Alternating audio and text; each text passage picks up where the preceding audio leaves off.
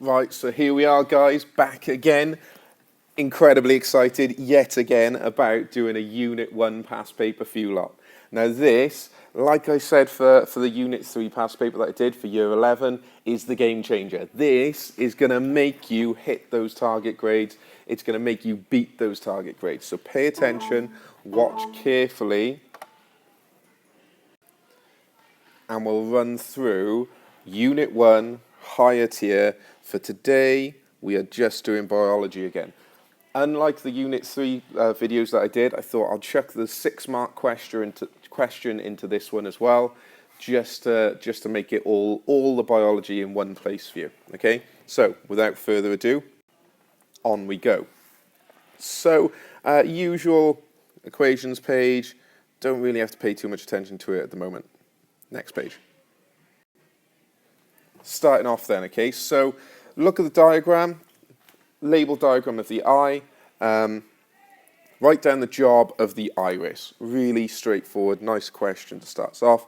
You should be thinking about, well, what part's the iris? You can see they've shown you the part of the iris, here it is. What part, what does it do? And you should know that it controls how much light enters the eye.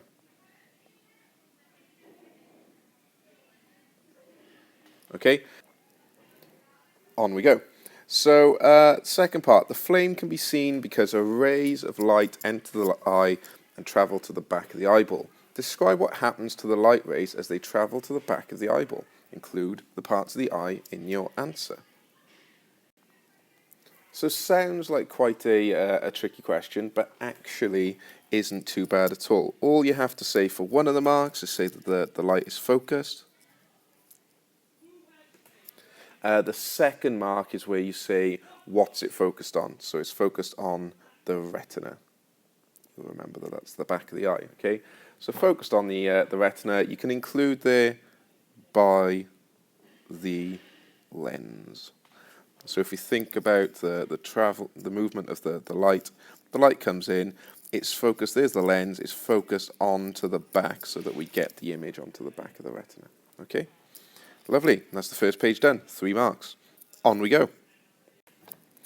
Look at the picture of a tiger. Tigers have binocular vision. Explain how binocular vision helps tigers judge how far away their prey is. So we should remember binocular vision from our work with adaptations.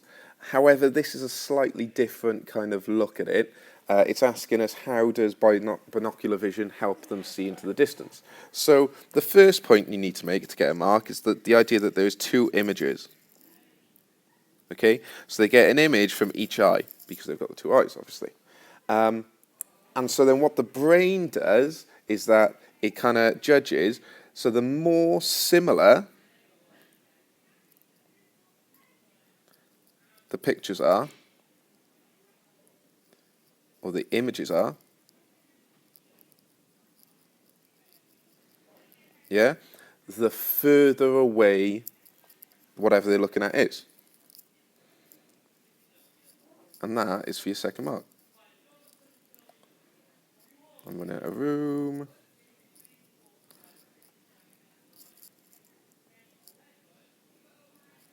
Okay, so the more similar those 2 images are, the further away whatever it's looking at is. On we go. Here it is, question 2. Let's have a look at it, okay? So, we've got a question on plant growth hormone by the looks of it. So Peter investigating growth in shoots. He places some seed into 2 trays, A and B. Tray A is kept in the light. Tray B is kept in the dark. The seeds are left to germinate and grow. The diagram shows his results after 1 week. Okay, so we've got tray A in the light, tray B in the dark. Okay, the apparatus is used to investigate the effects that light has on growth in shoots. Okay, which group of hormones control the direction of growth in shoots? Straightforward recall question. You should remember that is auxin. Okay. Second question. use your knowledge of these hormones to explain the results. So the results look a little bit funny, actually, because you've got more growth in the dark than you have in the light. Okay. Now, if you think about auxin, then you will be able to answer this question quite well.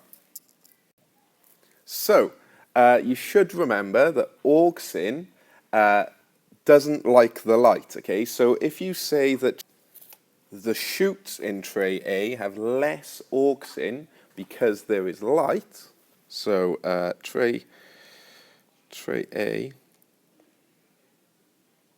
shoots have less auxin because of the light, and then you say that, so then you have to, obviously that's the one mark. The second mark is going to be talking about what auxin actually does. And auxin causes, remember, it doesn't cause cell growth, but it does cause cell elongation.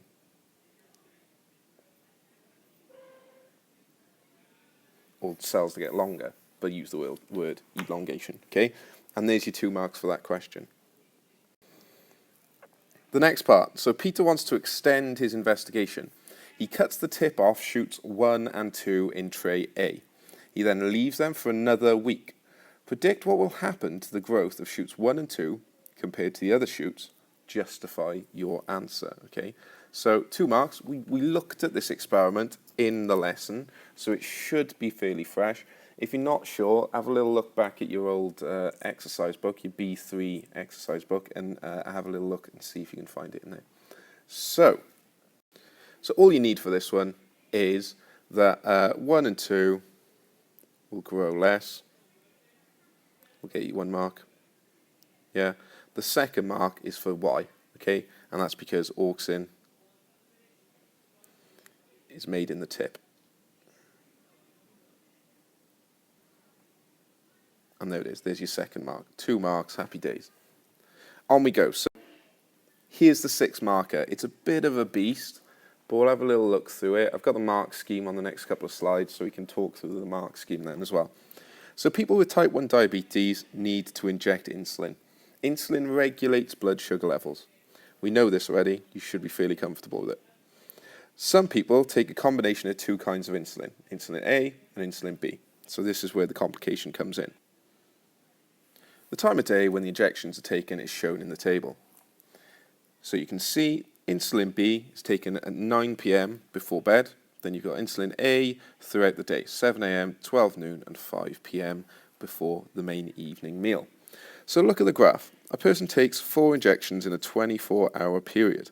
The graph shows the activity level of insulin A and B in the person's blood. So you can see insulin B has got this nice long dotted line, okay? Well done, Mr. Lawton. Insulin A has got these kind of peaks and troughs going on, okay? So he's going wiggly line. So let's see what they're going to actually ask you about this pattern. So here it is. Explain how insulin regulates blood sugar levels and compare how the activity level of insulin A is different from insulin B. So they generally give you 2 parts to this 6-mark questions. So the first part we can see is explain how insulin regulates blood sugar levels. Yeah? But then the second part is compare how the activity level of insulin A is different from insulin B. So you get an opportunity to answer both of those. Now the highest level answers are going to answer both. The lower levels, you're going to just answer one, and you can answer it really well, but you're only going to answer one. So it's really important to notice that we've got an explain question and we've got a compare question. So you need to take notice of that. So what I'd like you to do is just take 5 minutes, pause the video, and write down some notes as to what you would write as an answer. Just a couple of remarks that you might think you might want to write down, and then you can give yourself a mark out of 6 to see how you've done on it. So pause the video now. Right, well done, folks. I hope you've got some really good points written down about how insulin works and comparison between those 2 things. You might have had to rewind the video a little bit just to have a little look at the graph. Okay, so let's push on and have a look at the mark scheme. scheme for the 6-mark question. Here it is then, guys, okay? They always break them down, level 3, level 2, level 1. You'll notice that is linked to the number of marks that you can get awarded for each of them, okay? So level 3 is what we're aiming at. I don't really want to spend too much time on talking you through the lower marking points. We might as well just aim at the level 3. I'll leave this up for a little bit though, so you can obviously pause it and you can kind of have a look through all the different things. I'm going to talk through the level 3 answer. The level 2 answer has some of this stuff in it. So these are the simple explanations about how insulin works. Okay, so if you do want to have a little look at that, if you don't think you've quite got a level 3 answer, you can have a little look at that yourself. But let's have a little look a little bit closer at what's expected for a level 3 answer. So first off, you can see that a level 3 answer is going to provide a detailed explanation of how insulin works, and so look at that, and further down we can see there's an or for level 2 and level 1. So remember, answer both parts of that question and you're looking at pushing you up to a level 3. So, and you make more than one comparison between the insulin. So we're looking at explaining in detail how to do how it works, and you need to make some comparisons. If we just really quickly compare it to what a level 2 answer is, you're still providing a detailed explanation of how insulin works, or you provide a simple explanation of how insulin works and makes more than one comparison between the two types. Okay, and then a level 1 answer is basically just doing anything. So simple explanation or make some comparisons. So the easy way to do this would just be you'd be getting 3 or 4 marks because you've got a simple explanation and a couple of comparisons. But if you can get that detailed explanation in, then you've upped your marks by 2 straight off the bat. Okay, so let's have a little look. This question is targeted grades up to A star, so it is a hard question. It is a higher tier paper, remember, so it is difficult. So what we're looking for your detailed explanation of how insulin works is that we're looking for insulin causes glucose in the blood to be stored as glycogen, okay? Or something like insulin causes glucose to be converted to glycogen, okay? So that's what we're looking at. That's it. That's your detailed. If you can talk about the fact that it's causing glucose, so sugar in the blood, to be stored in the body as glycogen, therefore reducing the amount of glucose in the blood, there it is. That's your detailed explanation.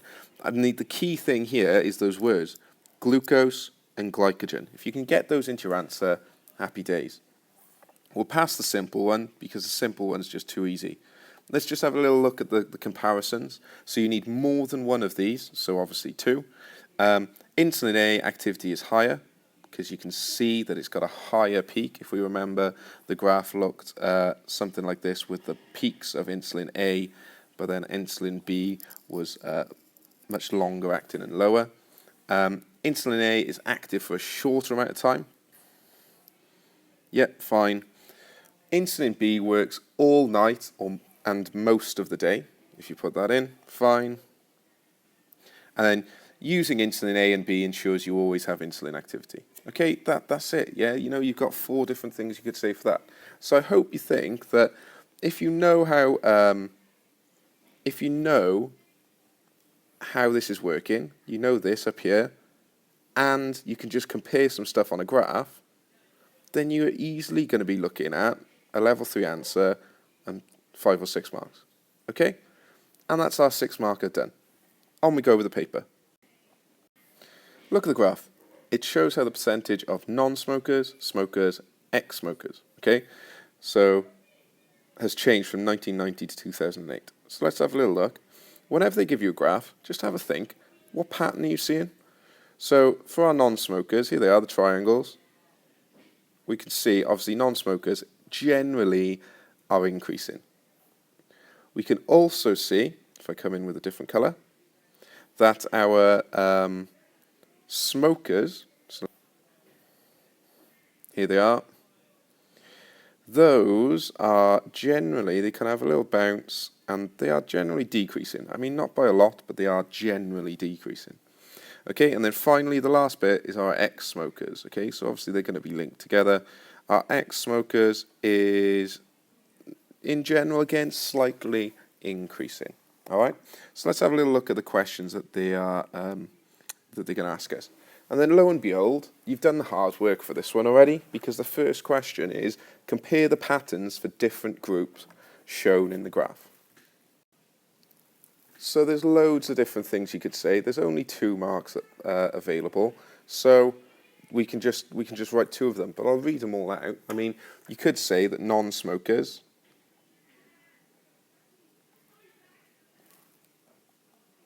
is increasing. That's a mark, yeah? And that's so straightforward because you've seen the pattern of the graph. It's going up. Inversely, you could say that smokers are decreasing because you know that non-smokers are increasing, then therefore smokers must be decreasing, okay? You can also say that ex-smokers percentage is the same at the start and at the end. So if you look really careful at this ex-smokers one, there it is, and there it is. It's pretty much the same. So like I said, I think I said it had a slight increase because it had a little curve at the end, but it is essentially the same percentage. Fine. Percentage of ex-smokers and current smokers are very similar. That's absolutely fine as well. There are more non-smokers than smokers. There are more non-smokers than ex-smokers. Okay, so all these things you can have, and they get you marks. And 2 marks available is a really straightforward 2 marks that you can get. The second part of this question, in the past, scientists tested the effects of cigarette smoke on animals. Many people object to using animals in this way. However, humans have benefited from these tests. Explain how humans have benefited from these tests. So these sneaky examiners strike again here, all right? So they're talking about many people object to using animals in this way. Now, so when you read that, you're programmed, you should be thinking, oh, okay, so what do I know about animal testing? Why is it a bad thing? Why is it a good thing? But the question is not even about animal testing, those sneaky examiners. You need to think about explaining how humans have benefited from these tests. That's all they want to know. They don't want to know why people disagree with testing on animals. They don't know why you personally disagree or agree with it. They just want to know how we've benefited from those tests. So you've got to really concentrate on what they are actually asking you. And as you can see, the question is, explain how humans have benefited. That's the most important part. So, loads of marking points for these 2 marks again. You could have more evidence or knowledge gathered about the health risks of smoking. So we increase knowledge of the health risks.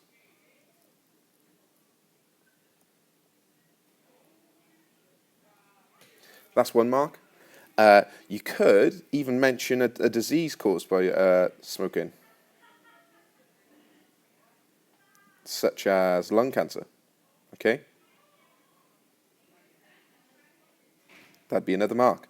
You could also say that the evidence has been used to encourage people to give up smoking or not to start smoking. All right? So all these different things are benefits to us from it. They don't want to know your opinion. They don't want to know why we might want to test on animals. They want to know how we've benefited from this one. Okay? So they're a bit sneaky there. On we go. People who smoke often have high blood pressure. Explain how smoking causes high blood pressure. So there's a couple of different mechanisms we have to think about. Okay? So you could just have smoking increases heart rate. There it is. Okay, that's 1 mark. Boom. If you kind of said nicotine increases heart rate, it's still only 1 mark, but it is a better answer. Okay? Your second mark, you need to start talking about carbon monoxide. So if you said carbon monoxide, think about what carbon monoxide does to our blood and our oxygen carrying capacity of blood. Okay? Then you should think carbon monoxide reduces oxygen carrying.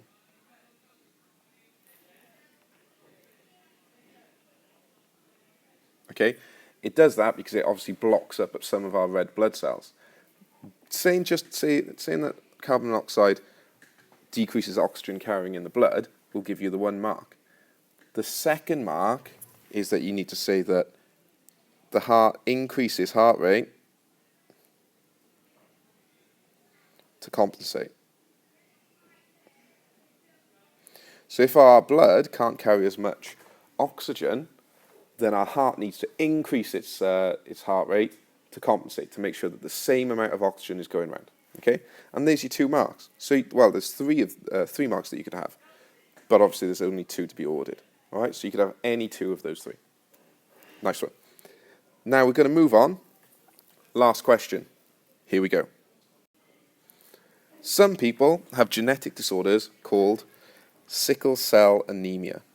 Their red blood cells have a different shape. So as you can see, they've given us a nice normal red blood cell and a sickle-shaped red blood cell. So hemoglobin in the sickle-shaped red blood cells is less effective. Suggest one way this could affect the health of the individual. Okay, so 1 mark is simple as literally just the sickle cells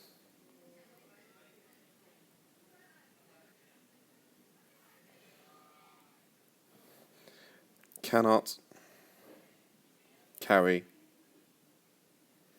as much oxygen because of the shape. Okay, on we go. Wesley and Lucy are both heterozygous for sickle cell anemia. This means they have a sickle cell trait but do not have full sickle cell anemia. They decide to have a baby. What is the probability their child will have full sickle cell anemia?